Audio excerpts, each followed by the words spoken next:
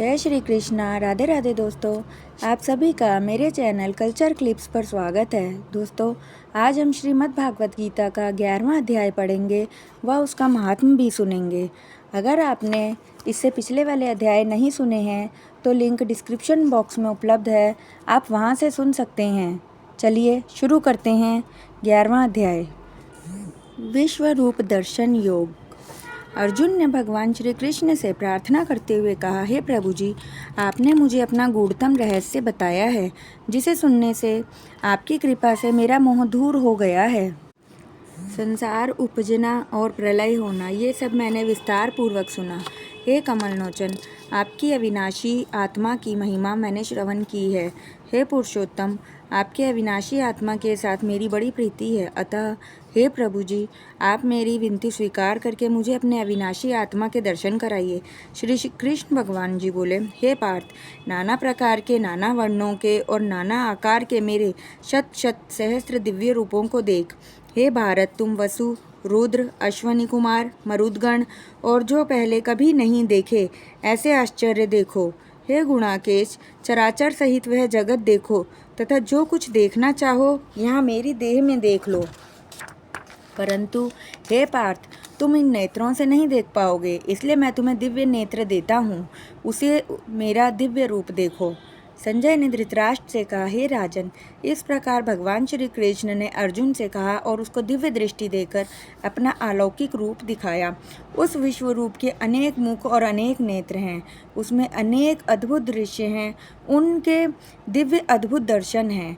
अनेक आभूषण पहने हुए हैं, अनेक प्रकार के वस्त्र और गले में माला, दिव्य सुगंधियों के साथ लेपन किए हुए रूप, सभी आश्चर्य और अनंत, सभी दिशाओं में मुख, जो आकाश में एक ही बार में 12 सहस्त्र सूर्यों को बिखेर रहे हैं, उनके प्रकाश से भी अधिक भगवान के विश्व रूप का प्रकाश है। वहाँ सारा जगत श्री भगवान विष्णु जी की देह में है। यह सब देखकर अर्जुन के रोंगटे खड़े हो गए और उसने आश्चर्य से उन्हें नमस्कार किया और कहा, हे महाराज। दोनों हाथ जोड़कर वह बोला, हे देवों के देव महादेव श्री कृष्ण भगवान जी, मैं आपकी देह में अनंत रूप देख रहा हूँ, जिसका कहीं कोई अंत दिखाई नहीं दे रहा। हे विश्वेश्वर, आपका दिव्य रूप है, आपके शीश अनंत हैं, जिन पर सुंदर मुकुट हैं, हाथ में शंख चक्र गदा दिख रहे हैं और चारों ओर आपका तेज फैल रहा है। मैं आपके इस दिव्य रूप को नहीं देख सकता। आपका रूप ऐसा है मानो प्रबल अग्नि जल रही हो, जैसे असंख्य सूर्य एक साथ उदय हो गए हों, ऐसा अनंत तेज है। आप अजर अविनाशी हैं, सबसे परे हैं, जानने योग्य हैं, अनेक अनेक रचना की से पूर्ण हैं, पूर्व से भी पूर्व हैं, धर्म के रक्षक सनातन पुरुष हैं। आप अनादि हैं, आपके बल का कोई अंत नहीं है, इस कारण आपका नाम पराक्रम है। अनंत ही आपकी भुजाएं हैं, अनंत नेत्र हैं, अनंत ही मुख हैं, जिनमें अग्नि जलती दिखाई दे रही है। आप अपने तेज के प्रकाश से ही सारे विश्व को प्रकाशित कर रहे हैं। आपके इस अद्भुत और भयानक रूप को देखकर तीनों लोग भयभीत हैं। कई करोड़ देवताओं को मैं आप में प्रवेश करता हुआ देख रहा हूँ। कई करोड़ देवता कांपते हुए आपके सामने हाथ जोड़े खड़े हैं और आपकी स्तुति कर रहे हैं। कई करोड़ ऋषि व सिद्ध पुरुष आपसे भयभीत होकर आशीर्वाद दे रहे हैं कि हे ईश्वर, तुम्हारी जय हो, तुम चिरंजीवी हो। कई ऋषिवर सिद्ध तुम्हारी स्तुति करते हुए पुष्प चढ़ा रहे हैं, कई पुष्पों की वर्षा कर रहे हैं। आपके इस रूप को देखकर बहुत से लोग डरे हुए हैं। उन्हें समझाते हुए मुनीश्वर कह रहे हैं, हे लोगों, डरो मत, ईश्वर परम दयालु हैं। कई रुद्र और कई साधु भी दिखाई दे रहे हैं, कई ब्राह्मण, कई प्रजापति, कई पवन, कई कोटि दैत्य, कई प्रकार का विश्व देख रहा हूँ और कईयों को आपके इस विश्व रूप को देखकर विस्मय में डूबे हुए देख रहा हूँ। कई नेत्र, कई बड़ी भुजाएं देख रहा हूँ, बहुत से आपके उरु स्थल देख रहा हूँ, आपके बहुत से चरण हैं, बहुत से उदर और मुख हैं, जिनमें भयानक दाढ़ें दिख रही हैं। सभी इस रूप को देखकर बहुत डर गए हैं, मैं भी डर रहा हूँ। हे प्रभु, आप आकाश को छू रहे हैं, जगह जगह कई सूर्य प्रकाश कर रहे हैं, आपके अनेक रंग हैं, अनेक नेत्र हैं, जिनमें महाप्रलय की अग्नि के पर्वत जलते दिख रहे हैं। हे प्रभु जी, ये भयानक रूप देखकर मेरी आत्मा बहुत डर गई है। मुझे अब धैर्य नहीं है। हे भगवान, अब बस करो, आप प्रसन्न हो। प्रभु जी, महाप्रलय की अग्नि समान आपके मुख से दाढ़ें दिख रही हैं। अब तो मुझे दिशाओं का भी ज्ञान नहीं रहा। मुझे नहीं पता कि पूर्व कहाँ है, पश्चिम कहाँ है। शांति भी नहीं पाता हूँ। हे जगन निवास, हे जगत आश्रय, अब क्षमा करो। मैंने आपका विराट रूप देख लिया। आप प्रसन्न होइए। ये धृतराष्ट्र के पुत्रों की सेना के जो योद्धा हैं, राजे महाराजे हैं, इनमें मुख्य हैं भीष्म, द्रोणाचार्य व कर्ण। इन सभी को अग्नि से प्रज्वलित जैसे आपके मुख में पड़े देखता हूँ। महाभयानक जो आपके मुख में दाढ़ें हैं, सो कितने ही योद्धाओं के सिर उन दाढ़ों में लटकते देखता हूँ। जैसे बड़े वेग से नदियाँ समुद्र की ओर बढ़ती हैं और उनमें जा विलीन हो जाती हैं, इसी प्रकार मैं बहुत से योद्धाओं को आपके मुख की ओर बढ़ते और उसमें समाते देखता हूँ। जैसे प्रलय की अग्नि में पतंगे उतावले होकर आ पड़ते हैं, वैसे ही बड़े वेग के साथ योद्धा गिर रहे हैं, जिन्हें आप सांसों से निगलते जा रहे हैं। महाअग्नि से भरे आपके जो मुख हैं, आप उनसे ही संसार को उपजाते हैं। आप ही ये भयानक विश्व रूप धार कर सारे विश्व को भर रहे हैं। हे देवों के देव, आपको नमस्कार है। बस अब आप प्रसन्न होइए। मैं आपका जो आदि अनंत देखना चाहता था, वह नहीं देख सका। आपका कोई आदि अंत हो तो दिखाई दे। आप अनंत हैं। अर्जुन के वचनों को सुनकर श्री कृष्ण भगवान बोले, हे अर्जुन, इस समय इन योद्धाओं का काल रूप मैं ही हूँ। मैं संसार का नाश करने वाला उग्र काल हूँ। समस्त जनों का संहार करने के लिए आया हूँ। तुम्हारे युद्ध न करने पर भी ये योद्धा जीवित न रह सकेंगे। अतएव तुम उठो, शत्रुओं का संहार कर यश को लेकर इस महासमृद्धिशाली राज्य को भोग करो। हे सर्व सचिन, इनको तो मैंने पहले ही मार रखा है। तुम केवल निमित्त हो जाओ। मेरे मारे हुए द्रोण, भीष्म, जयद्रथ, कर्ण और अनेक योद्धाओं को मारो। घबराओ मत, तुम इस संग्राम में शत्रुओं को जीतोगे। संजय ने कहा, हे महाराज। इस प्रकार श्री कृष्ण के वचनों को सुनकर मुकुटधारी अर्जुन हाथ जोड़कर कंपित और भयभीत हुए साष्टांग प्रणाम कर नम्रता पूर्वक बोले कि हे ऋषिकेश, आपके गुणगान करने से संसार प्रसन्न और प्रेम मग्न हो रहा है। राक्षस डरकर दिशाओं की ओर भागते हैं और सिद्ध पुरुष आपको नमस्कार करते हैं। सो ठीक है। हे महात्मन, हे अनंत, हे देवाधिदेव, हे जगन निवास, आप ब्रह्म से भी श्रेष्ठ हो। आपको देवता क्यों न नमस्कार करें। व्यक्त भी आप हो और अव्यक्त भी आप हो, और इन दोनों से परे अक्षर भी आप हो। हे अनंत रूप, आप आदिदेव हो, विश्व के परम आधार हो, ज्ञाता और ज्ञेय हो, श्रेष्ठ स्थान आप हो, विश्व का विस्तार करने वाले आप हो। आप वायु, यम, अग्नि, वरुण, चंद्र, ब्रह्मा और ब्रह्मा जी के पिता भी आप हो। आपको नमस्कार है और बारंबार आपको ही नमस्कार है। हे सर्वस्वरूप, आप अनंत वीर्यवान और अतुल पराक्रमी हो। आप जगत में व्याप्त हो, इसलिए विश्व रूप हो। आपकी महिमा को न जानते हुए तुम्हें अपना मित्र मानकर, हे कृष्ण, हे सखा, जो तिरस्कार से कहा, जो प्रमाद से अथवा स्नेह से कहा, तुमसे उन सभी बोलों की क्षमा मांगता हूँ जो परिहास के लिए विहार, सोने, बैठने और भोजन के समय, अकेले में और मित्रों के मध्य तुम्हारा अपमान किया है। उसके लिए आप मुझे क्षमा करें। आप इस स्थावर और जंगम रूप लोक के पिता, पूज्य और महान गुरु हैं। त्रिलोकी में भी आपके समान कोई नहीं है। आपसे अधिक अतुल प्रभाव कहाँ से होगा। इसलिए हे ईश, तुम्हें सर झुकाकर प्रणाम करके यही प्रार्थना करता हूँ कि मुझ पर कृपा करो। देव, जैसे पिता पुत्र के, मित्र मित्र के, प्रिय प्रिया के अपराधों को क्षमा करता है, वैसे ही तुम मेरे अपराधों को क्षमा करो। हे देव, जो पहले कभी नहीं देखा, ऐसा आपका रूप देखकर मैं अति प्रसन्न हूँ और भय से मेरा मन व्याकुल हो रहा है।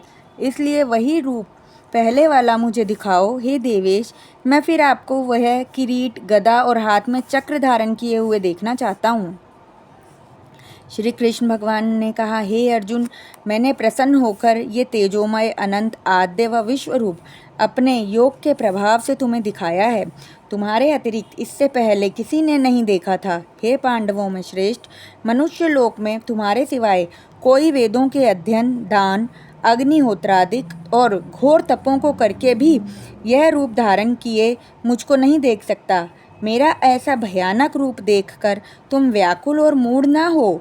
भय त्याग कर और प्रसन्न होकर चित्त होकर तुम मेरा वही रूप देखो। संजय ने कहा। श्री कृष्ण ने फिर वही अपना चतुर्भुजी रूप दिखाया और सौम्य रूप धारण कर लिया।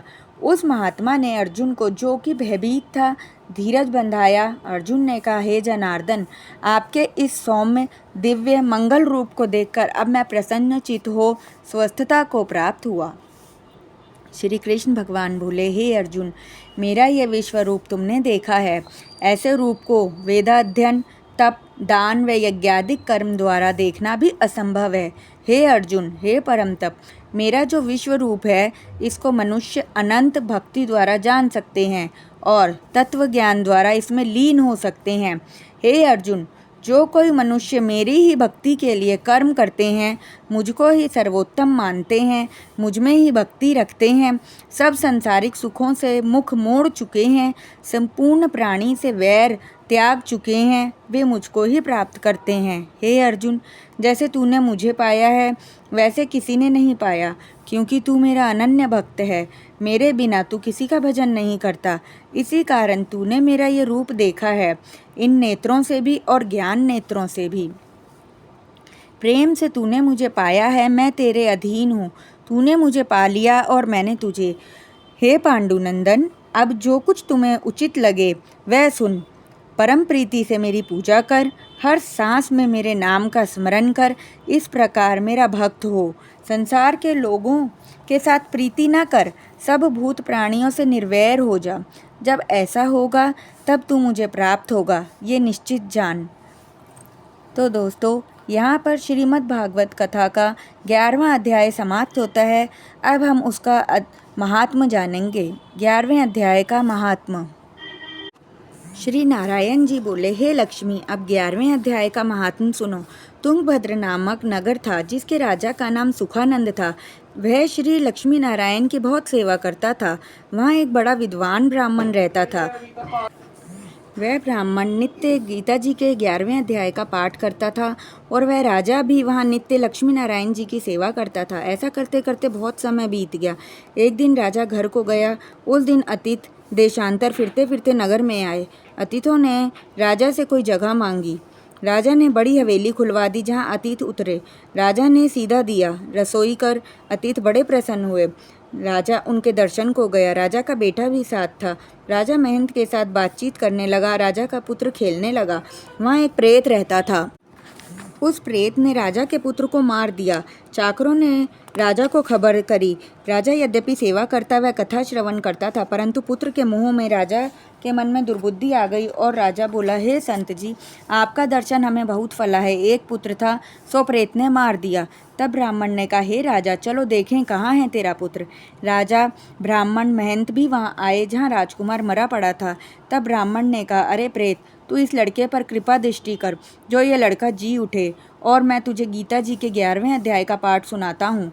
तू उसे श्रवण कर, इससे तेरा कल्याण होगा। किंतु पहले अपने पूर्व जन्म की बात बता कि तू किस कारण से प्रेत हुआ। तब प्रेत बोला, मैं पूर्व जन्म में ब्राह्मण था। मैं गाँव के घर बाहर हल जोतता था। वहाँ एक दुर्बल ब्राह्मण आया था जो खेत में गिर पड़ा। उसके अंगों से रुधिर निकला और एक चील ने उसका मांस नोच खाया। मैं बैठा देखता रहा। इतने में एक और ब्राह्मण वहाँ आया। उसने देखा कि एक दुर्बल रोगी ब्राह्मण वहाँ गिरा पड़ा था और चील नोच नोच कर उसका मांस खाती है। यह देखकर उसने मुझे धिक्कारा। अरे ब्राह्मण, तू यज्ञोपवीत धारण किए हुए बैठा है और कर्म तेरे चंडाल कैसे हैं। हे निर्दयी, तेरे खेत में चील एक ब्राह्मण का मांस नोच नोच कर खा रही है। क्या तू अंधा है जो तू इसे नहीं छुड़ाता? ये तीनों नरक को जाते हैं।